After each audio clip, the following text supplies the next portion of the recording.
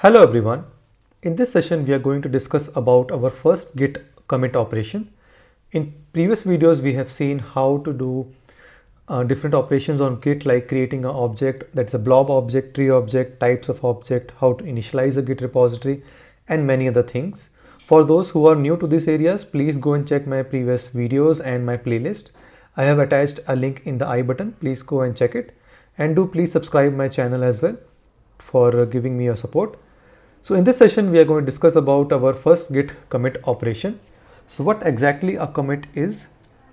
Commit is similar to any other object like we have in git, similar to object. uh,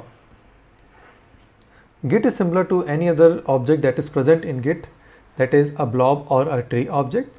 Git consists of a SHA-1 hash like any other object in git. It contains the details of an author, that is author name, email ID, commit description, and pointer to a tree object.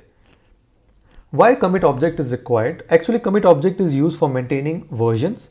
So in case of any corporate company, if you see in today's world, it has multiple developers sitting across the globe which are working on a similar project or a same project, and there are multiple check-ins done on a day-to-day basis. So git commit operations provide a versioning system for these kind of multiple or parallel operations that is done between different teams in a big corporate companies or even in a small companies where multiple developers are working. So this provides a feasibility for them to always roll back to the previous version whenever required. This is an example of a commit object that is present in any git system as of now, that is containing a SHA-1 hash for the particular commit operation or a commit object, because all the objects in git contains a SHA-1 hash. Then it contains details of author, that is the name of the author. In my case it's my name and the email ID, and the comment of the commit that has been given during the commit operation. Also it contains some details or the SHA-1 hash of the tree object. Git actually is a wrapper of a tree object that is present, so it always points to the tree object. So this is a typical example of a commit object. So the commit object contains a pointer to a tree object as shown over here, and tree object contains a pointer to the blob object as shown over here in this particular diagram. And since this is the first commit, it's called as a root commit for our operation. In this session we are going to create this kind of a structure. So we'll first create a blob, and then we'll create a tree object, and then we'll do a commit. So we'll create one more object over here. We'll see this step by step, and then in the second session we'll do one thing is like we'll add one more object and then create a commit, and then we'll see what is the relation between the previous commit that is made and the new commit that is made. So we'll keep on entering the details over here. So we'll first start slowly with creating this structure in our git repository.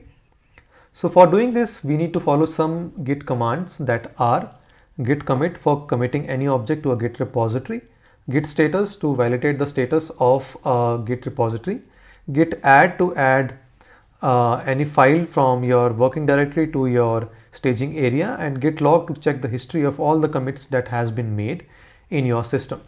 So I'll open my terminal, navigate to my desktop as I'm creating the directory over here, and create one directory, that's a normal directory with the name git repo, initialize it.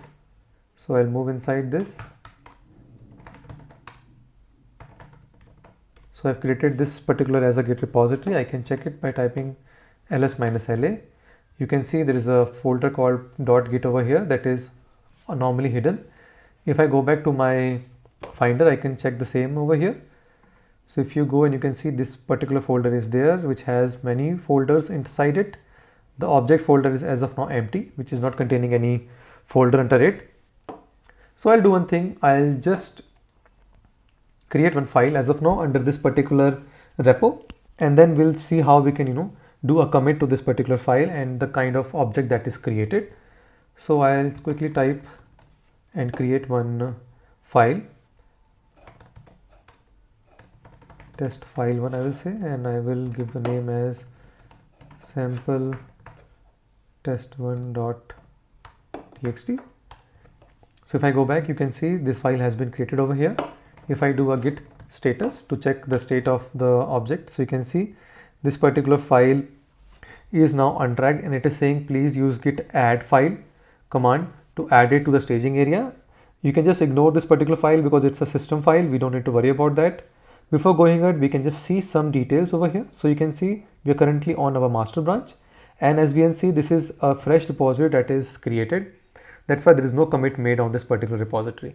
Once you made any commit, this particular line will go off and it will not be the root commit. So that's why I have shown in this diagram over here saying like this will be our first commit that we'll be making. So it will be a root commit. I will go back to my terminal and I will do a git add command, and I will add this particular file from a working directory to the staging area. It is done. I will again do a git status. So now you can see this particular file is tagged now. So it's a part of a staging area now. So now we need to push this particular file from our local git repository, from our staging area to our git repository. So I have to type git commit space -m and I have to type the message. The message is, let's say, first commit, and you can see yes, it has been done. So we'll see some details that is shown over here. So we can see the commit message that is present over here that we have given with the command over here, git commit -m. So this is the SHA-1 hash that is created for this particular commit object. We can see we're on master branch, and we can see this is a root commit because this is the first commit, as I've told you. Similarly, the same thing is shown over here in this diagram. I will again go back. It says there is one file change and while insertion has been made, which means one file has been added and there is one line of detail has been added for this particular file. This is the right, and you can see the file name that is displayed over here. So now we'll do one thing. We'll go back to our folder structure and see how many objects has been created. So we can see under this object folder, we have 3 more folders that is present. Each folder contains a file which has some name that is given over here. In our previous videos, we have seen this particular folder plus file combination is equal to the SHA-1 hash that is displayed over here. So we can also check the details of this particular operation that we have done on this object. So we'll do one thing. We'll use git cat file command. So I will type git cat file command, and we will see one by one what kind of objects has been created. So I will just copy the content and I will say 9f, the folder name, and this file space -t. So it says it's a tree object. So how to use git cat file, please go back and check my videos. It's all in the playlist to get more idea about what exactly git cat file command does. So it actually shows the content of a particular commit object or any object that is created under git repository. So I'll just copy this and I will open my text editor and I will just paste it here just to track it. Now we'll check for the second object that is shown over here. I'll just copy it again and I will do the same thing. Git cat file, the folder name is 73. The file name we have copied followed by space -t. It's a commit object that we have created. So if you see, this initial 7 characters of this particular commit is equal to the initial 7 characters over here, which means this is the commit operations we already know. So I'll copy it and I will again paste it here in my editor. And in the last we have one object that is here under the folder D9. I will again type git cat file D9 space -t, and you can see it's a blob object. So I'll just copy it. So now we have seen like we have all 3 type of objects that is created after we have done a commit, and it's all present under the particular folder that is under the .git folder, and then there is a subfolder called objects, and there are subfolders with the 3 objects that has been created, which is a blob, a tree, and a commit object.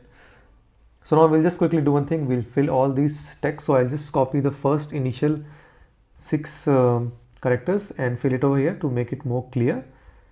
So we have the tree object which is having its SHA-1 as like this, and I will just color it to make it a bit visible. Then we have a blob object. I'll copy the content of the blob object over here, and there is a commit object, so I will copy the commit object here.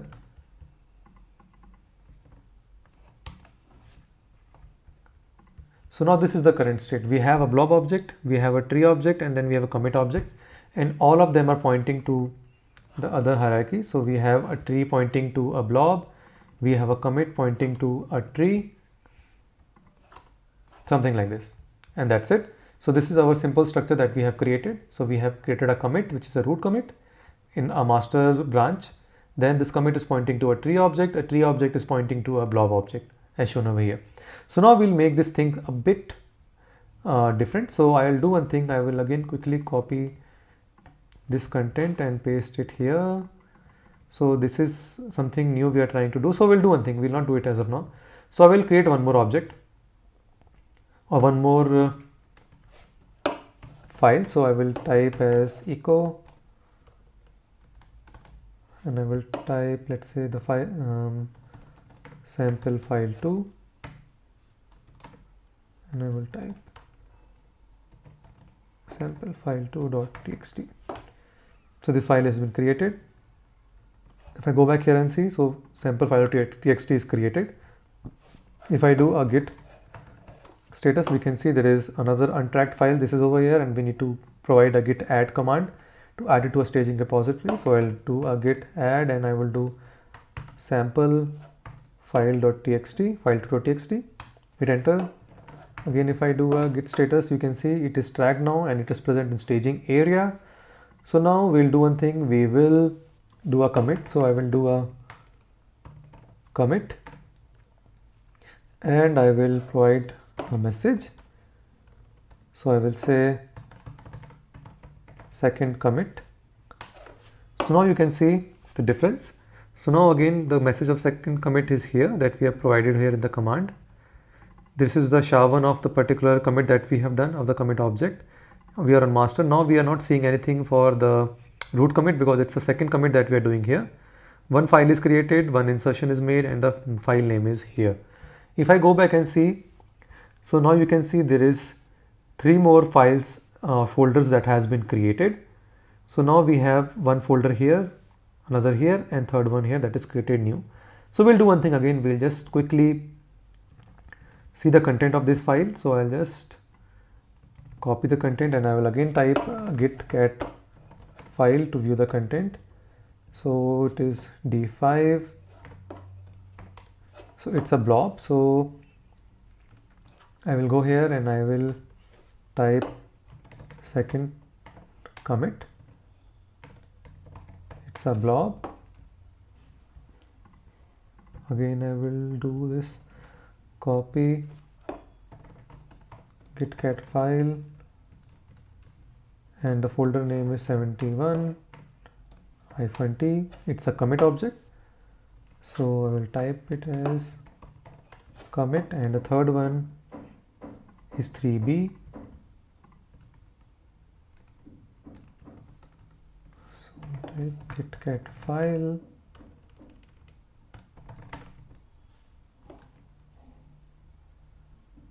provide the folder name,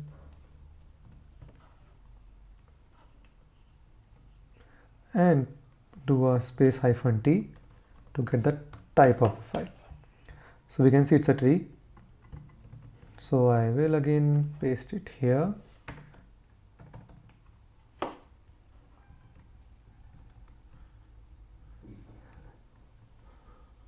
Let me check. Okay, so this is how. So now we have seen our 2 commits that we have made. So I'll just type it here. Okay, so this is it all about over here. So now we can do one more thing here is, so we can see the content of a particular file as well, right? So now I'll just do a mapping of these thing over here. So I just quickly start pasting. So we have seen this is the first commit, this is our second commit, this is our first initial hierarchy. So I will just copy the content from here to here. Quickly we'll do it.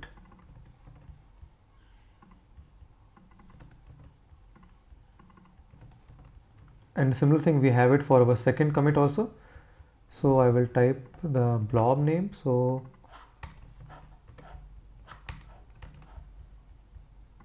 we have it something like this. Then we have a commit object. and then we have our tree object.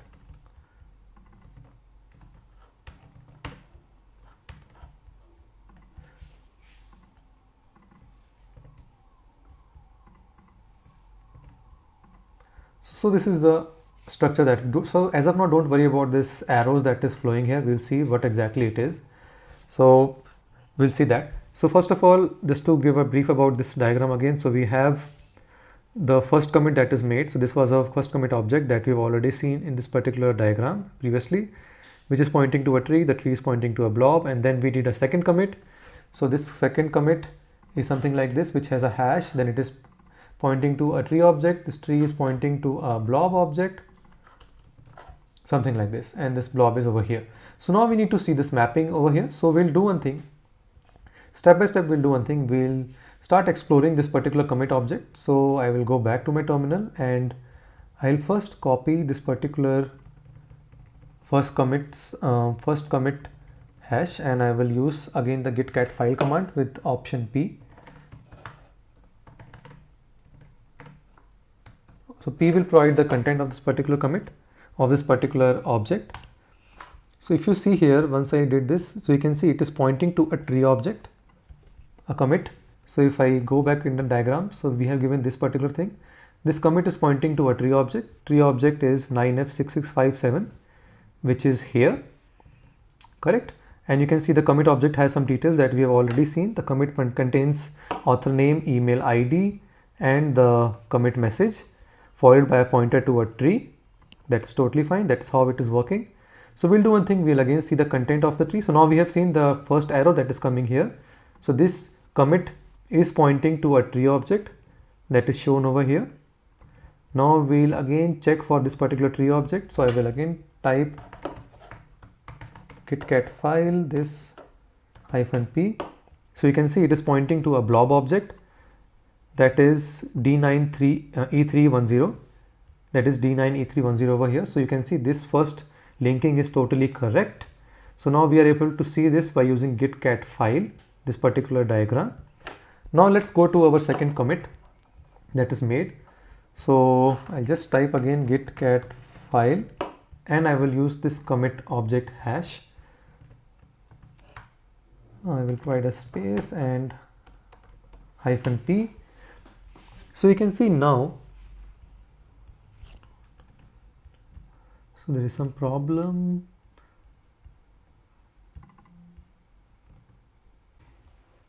Let me correct this. So I will just correct all of them. Okay, so now we'll start exploring the second commit. So I will just go back and I will type git cat file -p. So you can see this is the second commit. Now we have something different over here. So it has a tree object that it's pointing to. So it is now 3BEF8F. That is this. It is pointing to this object. So we have this particular linking over here. And then we have a parent object. So it is pointing to a parent commit object, that is 73D501. That is this one. So that means like this object has a parent. So this object has a parent, that is the root commit. So this commit is a child of this particular root commit that we have seen now. So this commit has a parent, that is this root commit, and a child, that is a tree. Now we'll explore this tree commit again. We'll do git cat file -p. So now you can see this tree object contains two pointers now, which is the first, both are blobs. The first blob is D5B84, D5B84, and the second blob is D9E31, D9E31.